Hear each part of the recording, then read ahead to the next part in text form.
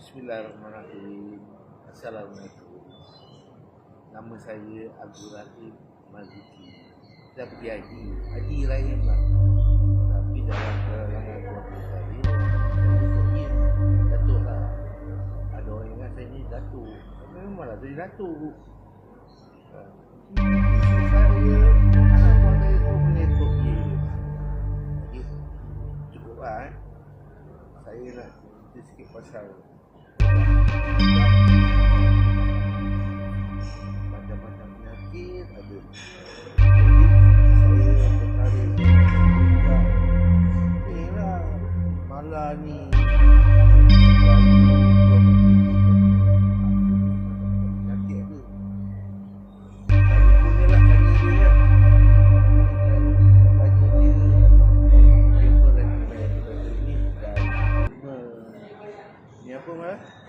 Functional food. Functional food. Jadi saya dah hampir satu kotak dah habis.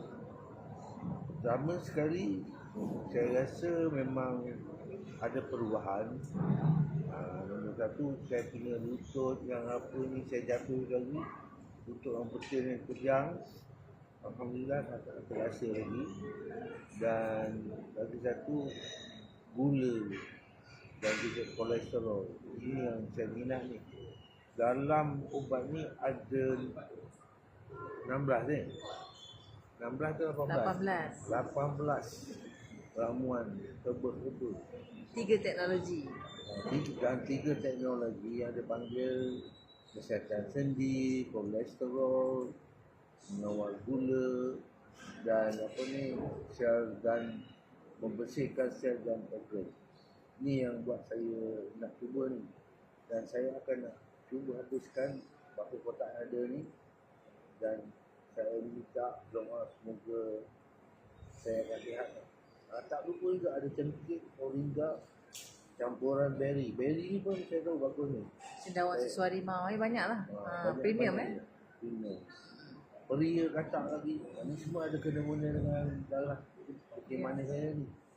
Jadi insyaAllah saya rasa nampak saya ni macam okey je.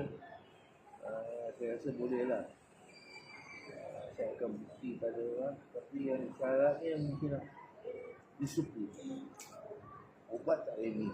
Pagi, petang, malam. Kalau boleh. Boleh tahan juga. Itu je lah.